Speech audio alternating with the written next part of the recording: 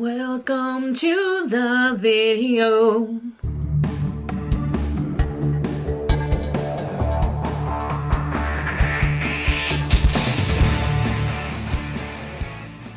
Hey guys, it's Bobi, aka Paginator, and it's time for our October TBR game. So if you're new to my channel or haven't been watching in a while, I am playing a version of a TBR game inspired by Jade from JD Rereads called TBR Pursuit, originally based on Trivial Pursuit, the board game. So I adapted mine a little bit differently from what Jade does, and I also add a couple of extra things. So I'm gonna fill up 2 pies, so that'll be 12 rolls, and then we have our hat pick and our wooden dice. Now with October being crazy busy for me this year, especially with Craftoween and the family commitments, I don't know how much reading I'm actually gonna get to do, but I love, love, love playing this game, so let's go ahead and jump into the rules. All right, we're ready to do our rolls.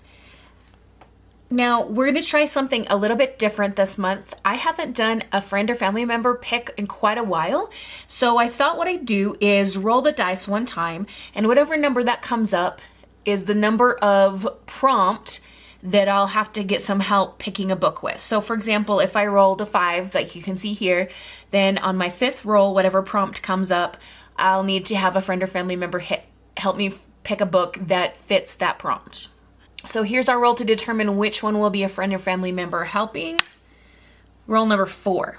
Okay, now we officially start our rolls. We have 12 to get through, so let's get going. And here is number 1. 4 again. Okay, so I can go 4 in any direction. And I would really like to focus on YA and middle grade this month, but I don't have that many middle grades. I guess I can get some from the library at school. Okay, so let's go to 4 here and do a middle grade. Why not? Let's kick it off. We play this game inspired by JD Rereads, and when she played this game, she almost always started with a green middle grade. Okay, first card, middle grade, shelf and book random number generator. Oh boy. Okay, so rule number 1, we need a middle grade with a shelf and book random number generator. So I'm gonna go ahead and generate, when I do random generations, I hit 3 times. So you'll see me generate 3 times, and then I'll generate 3 more times. So the third number, the third number that I generate will be the shelf number, and then the 6th number I generate will be the book number. And then we'll have to find whatever middle grade is closest to that.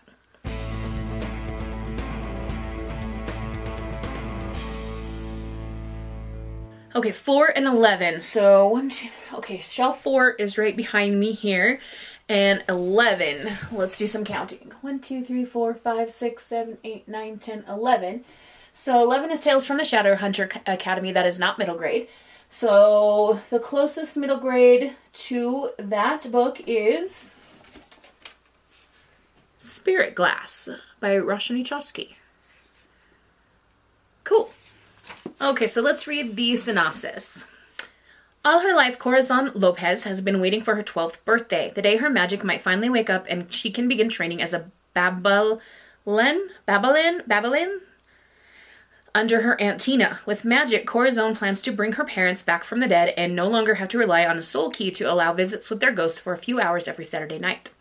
But when a vengeful ghost steals Corazon's precious key, the fragile balance between the human world and the spirit world is thrown out of whack. Aunt Tina reveals that if Corazon wants her magic to awaken, then she must lay the ghost to rest by fashioning a new soul key.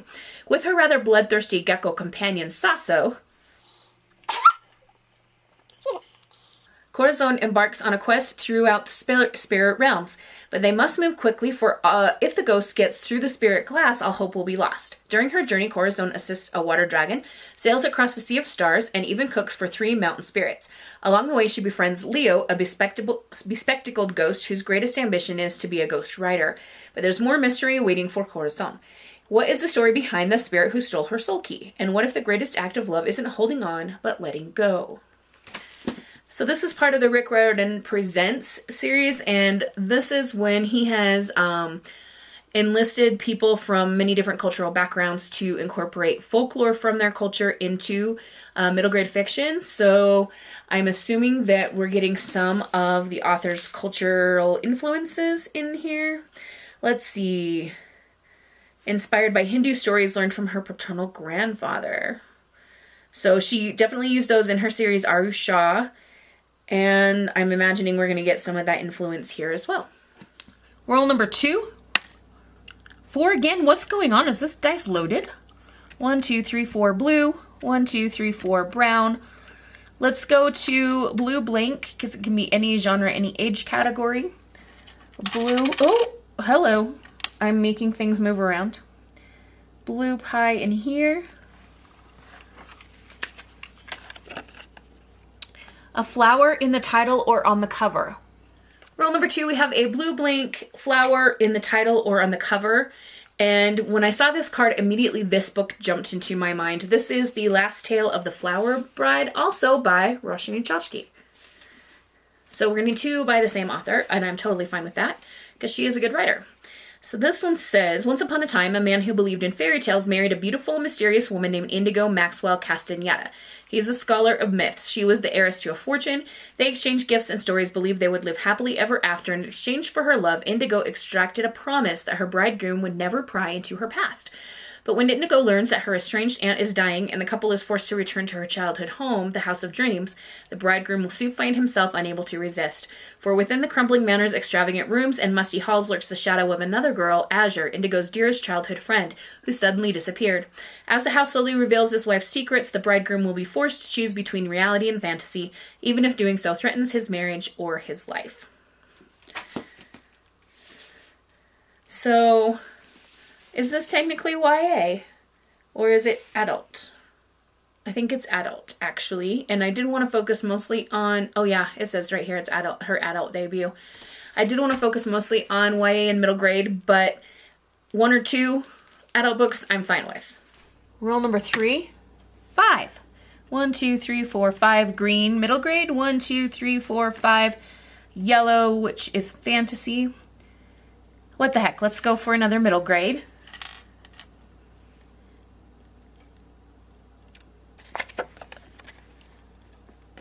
Middle grade Goodreads scroll. Okay. Okay, so middle grade Goodreads scroll. I went ahead and scrolled through my Goodreads feed, and the first middle grade that I came across was one that I actually found available on Libby. It is the 3rd in a series of the Winter House Mysteries. I listened to the first 2 this spring and absolutely loved them, so I'm delighted to get back into this. I don't have a physical copy, so I'll pop a picture up here for you. And here's what the Goodreads synopsis says. Danger, intrigue, and the power of family combine in the Winter House Mysteries. A fast-paced conclusion to Ben Gooderson's and Chloe Bristol's illustrated enchanting Winter House middle grade trilogy. Now, because this is a 3rd in a series, I don't think I'm going to read the entire synopsis, but I will tell you we're following Elizabeth, who has come to visit Winter House, which is kind of a gloomy, mysterious place, and it has magic in it, and she makes a friend called Freddie, and in each book they have a mystery to solve, and I don't know if I should tell you any more even from the synopsis of this one because it might spoil some things for the first 2. But they're really cute, great middle grade series if you're looking for something like that. And roll number 4. 4. We've rolled 4s almost every time this game. 1, 2, 3, 4 brown. 1, 2, 3, 4 brown. Tough choice. So brown is realistic fiction. Okay, realistic fiction. Okay, TBR veteran. So I can pick out some veterans and then have a friend pick which one I should read. Ooh, maybe I should have my students do it. That could be kind of fun.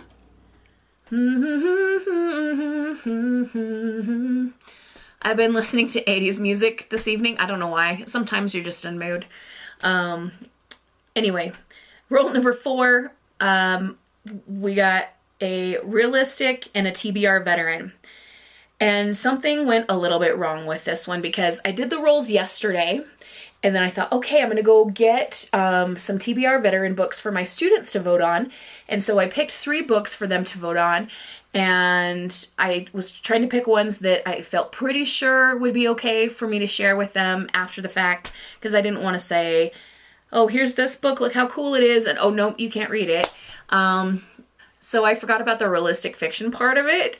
So we're just going to pretend that that didn't happen and that it was just a TBR veteran and not a realistic one. Because the book they picked for me was definitely not realistic. So this is Broken Wish. It is the first in the Mirror series by Julie C. Dow, and it is about a girl with powers. So it says here, Hanau, Germany, 1865. 16-year-old Elva has a secret. She has visions and strange powers that she will do anything to hide. She knows the warnings about what happens to witches in their small village. She's heard the terrible things people say about the Witch of the North Woods and the malicious hunts that follow. But when Elva accidentally witnesses a devastating vision of the future, she decides she has to do everything she can to prevent it. Tapping into her powers for the first time, Elva discovers a magical mirror and its owner, none other than the Witch of the North Woods herself. As Elva learns more about her burgeoning magic, and the lines between hero and villain start to blur, she must find a way to right past wrongs before it's too late. So yeah, sorry it's not realistic, but I forgot. Rule number 5, 2. 1, 2 pink YA, 1, 2 brown realistic. Let's go pink YA.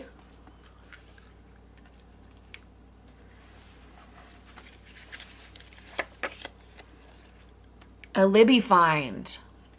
Rule number 5, we got a YA Libby find, and I found one that looked interesting. It is Count All Her Bones by April Henry. It is a sequel to Girl Stolen. So Cheyenne, our main character, is a teenage girl who is blind, and there's a teenage boy, Griffin, who was meant to steal a car, but there was a girl in the back seat and he didn't realize at the time. And so his father, Roy, decides to hold Cheyenne for ransom.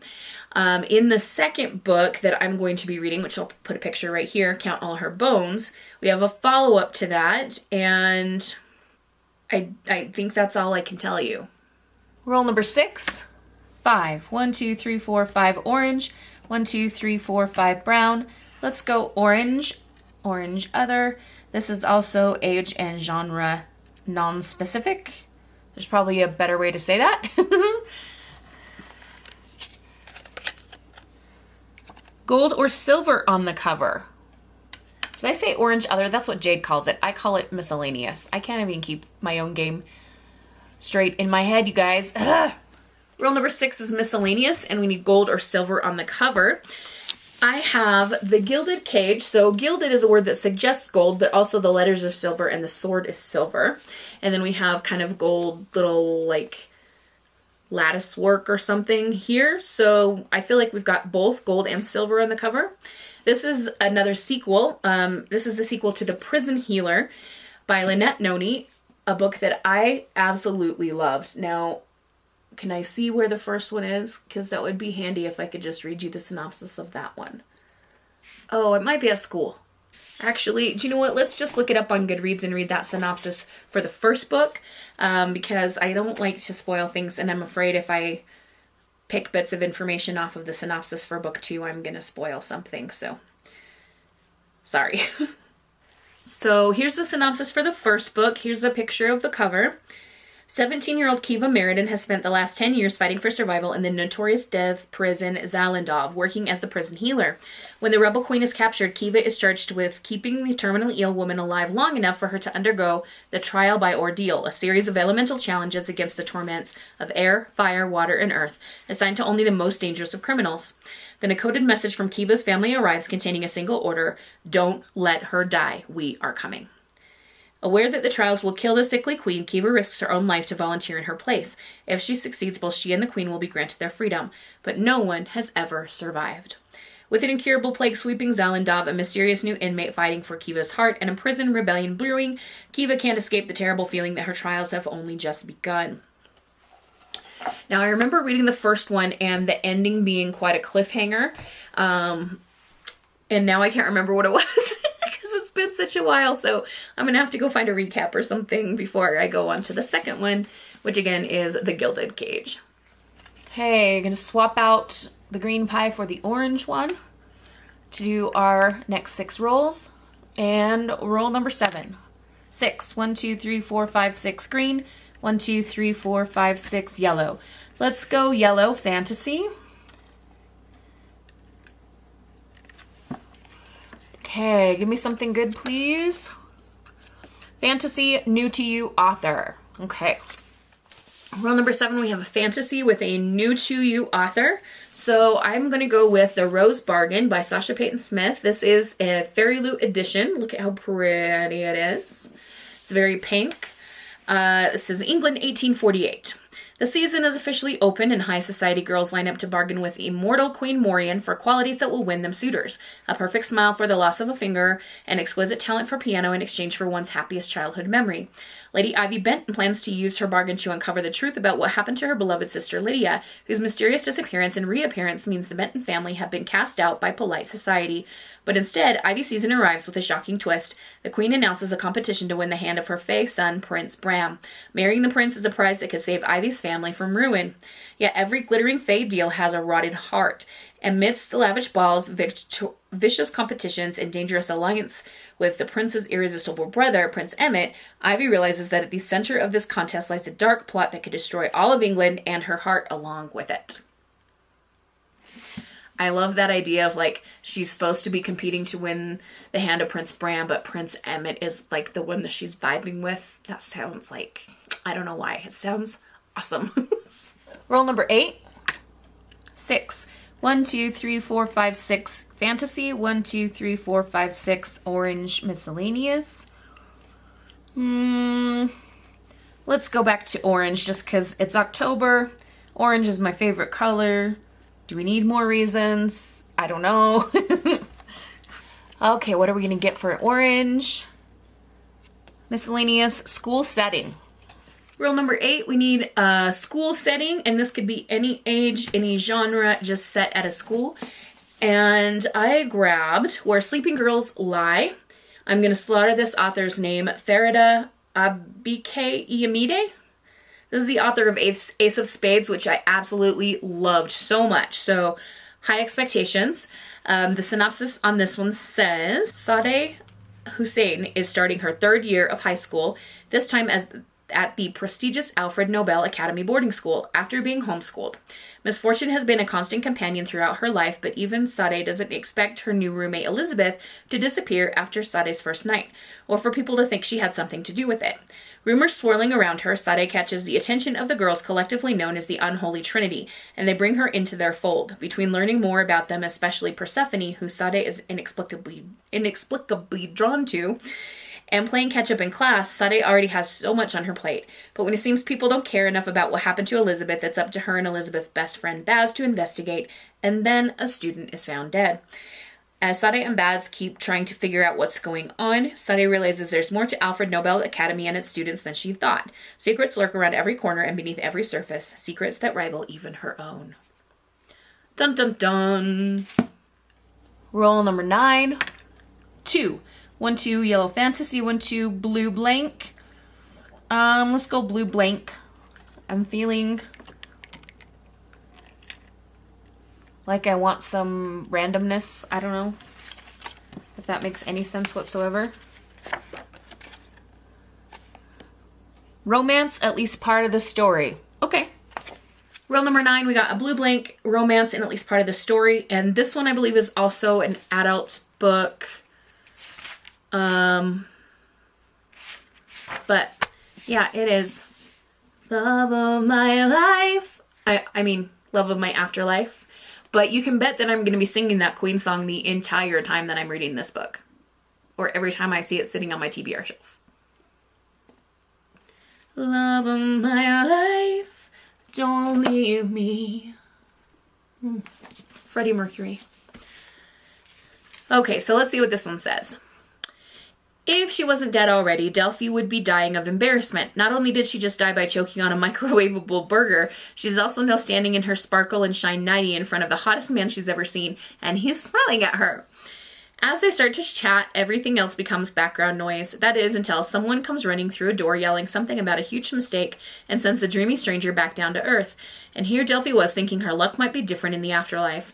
When Delphi is offered a deal in which she can return to Earth and reconnect with the mysterious man, she jumps at the opportunity to find her possible soulmate and a fresh start. But to find him in a city of millions, Delphi is going to have to listen to her heart, learn to ask for help, and perhaps even see the magic in the life she's leaving behind. It's a kind of magic, magic. Roll number 10, 6. 1, 2, 3, 4, 5, 6 blue. 1, 2, 3, 4, 5, 6 green. You know what? We're going to go to the blue that has the dots on it, which means roll again. 5, 1, 2, 3, 4, 5. Yellow, fantasy, 1, 2, 3, 4, 5. Green. Let's go fantasy.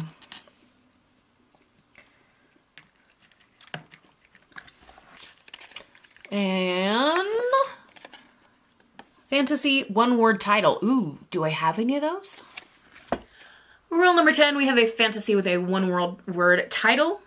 The book I picked might be termed as fantasy, it might be termed as horror or paranormal romance. I don't care.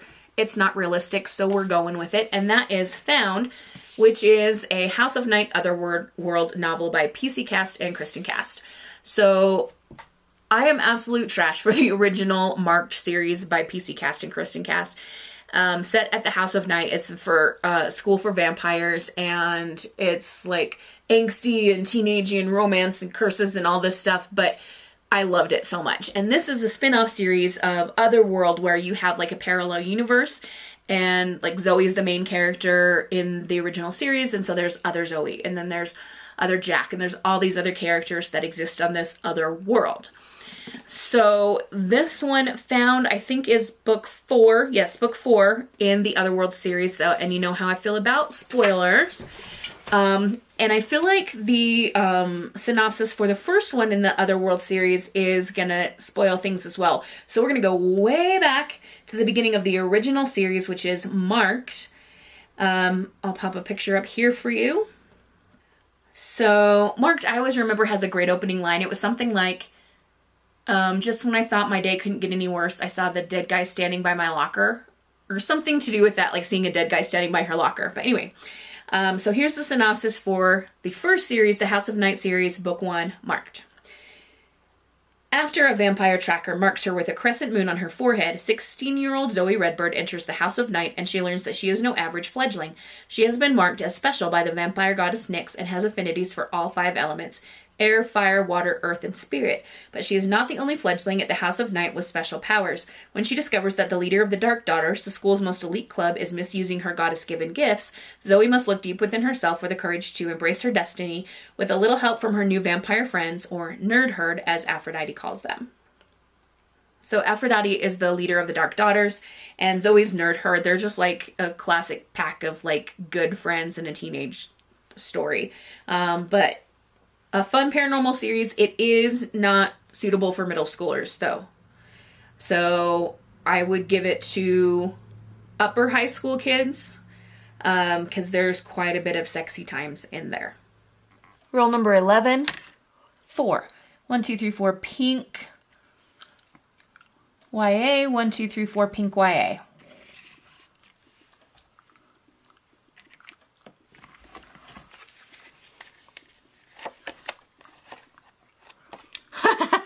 I swear, you guys, I did not rig this. Halloween/autumn vibes. Yes!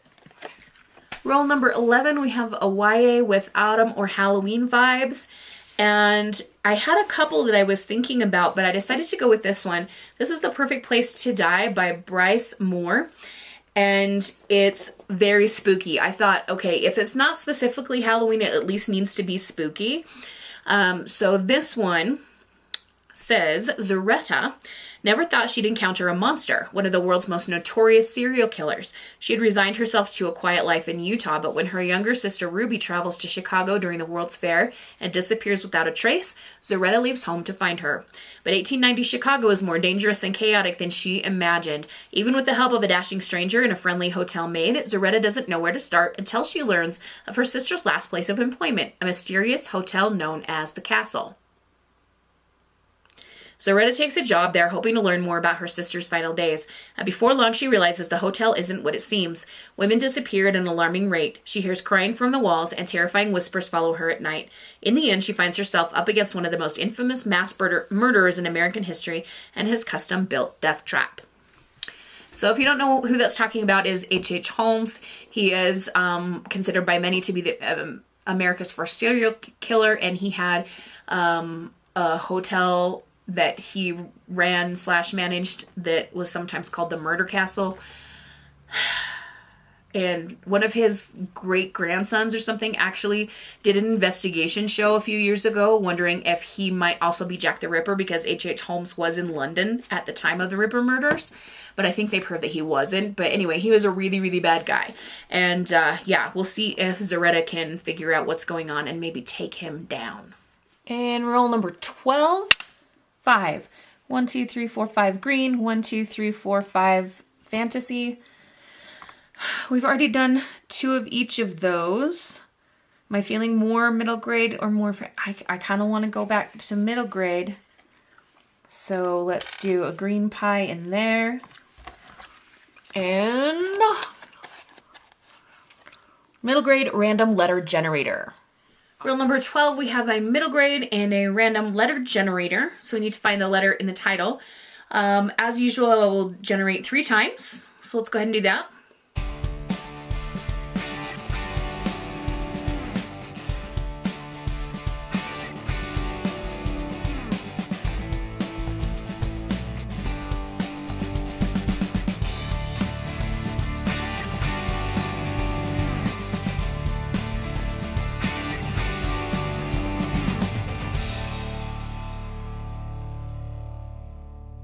Why? Give me a second. Okay, I found one that we're gonna have to just allow. So it had to be a middle grade and it had to have a Y in it. So we're gonna go with Onyeka, because I mean, there's a Y right there. Onyeka and the Academy of the Sun. Look at her hair. Oh my gosh. This is the first in a series by Tola Okogwu. And it says, Onyeka has a lot of hair. The kind that makes strangers stop in the street and her peers whisper behind her back. At least she has Cheyenne, her best friend, who could care less what other people think. Still, Onyeka has always felt insecure about her vibrant curls, until the day Cheyenne almost drowns, and Onyeka's hair takes a life of its own, inexplicably pulling Cheyenne from the water. At home, Onyeka's mother tells her the shocking truth. Onyeka's psychokinetic powers make her a Solari, one of a secret group of people with superpowers unique to Nigeria.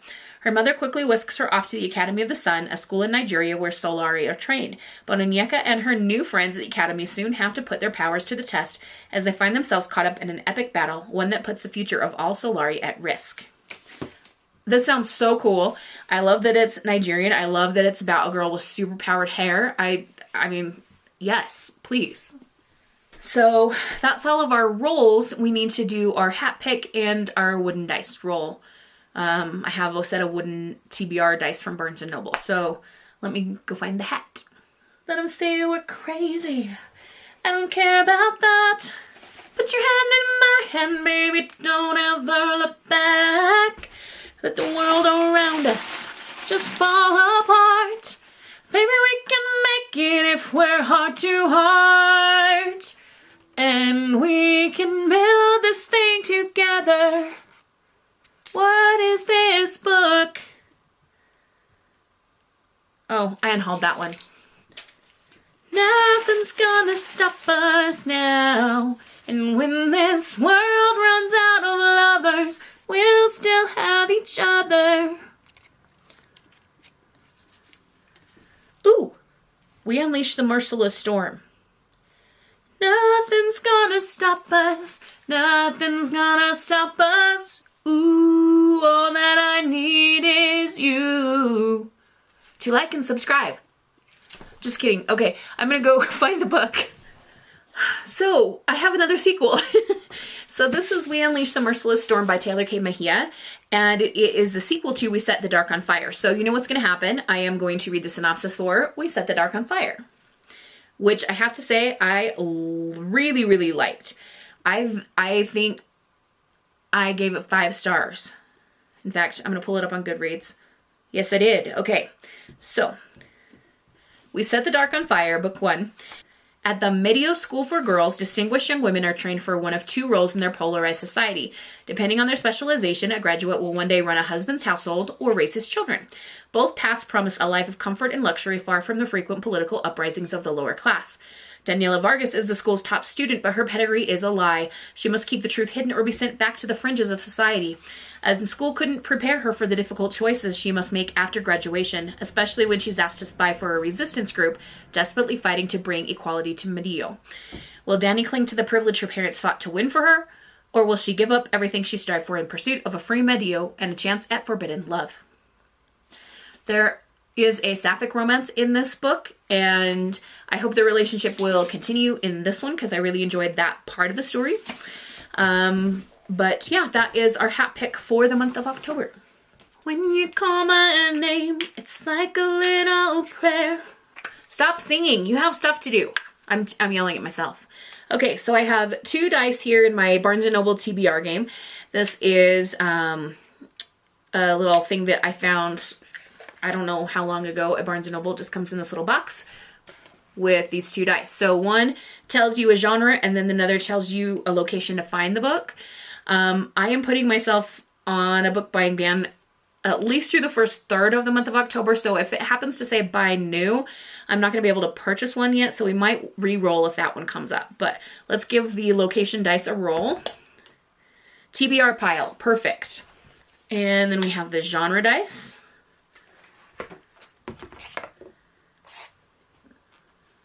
Biography. This is impossible because I have 0 biographies on my TBR, and I'm not going to go like find another one because it's supposed to come from your TBR pile. So we're going to re-roll the genre.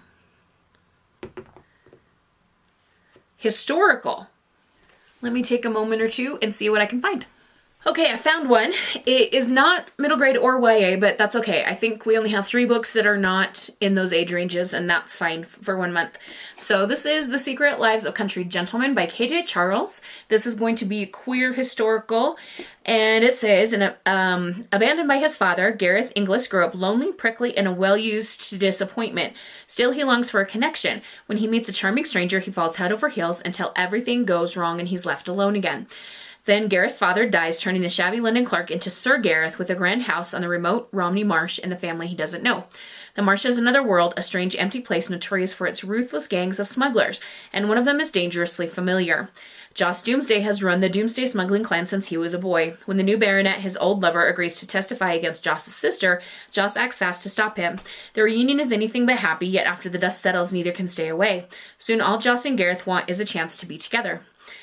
But the bleak bare marsh holds deadly secrets, and when Gareth finds himself threatened from every side, the gentleman and the smuggler must trust one another, not just with their hearts, but with their lives. Okay, so we have a giant stack of books. Like I said, I'm not sure how much reading I'm going to do in October, but it's the situation we're in. So here we go. Let's hold up the stack. Ooh. Ha-ha! Yikes. Okay, so that's it for this month's TBR game. I hope you have enjoyed. Let me know in the comments down below what you have been reading lately, or if you're a reader at all. If you're usually here for the crafting videos, definitely let me know if you plan on watching any of the Craft-A-Ween videos. I am so excited to get started on that soon. And we'll see you on the next one. Have a wonderful, magical, and bookish day. Happy reading, crafting, or journaling. Adios.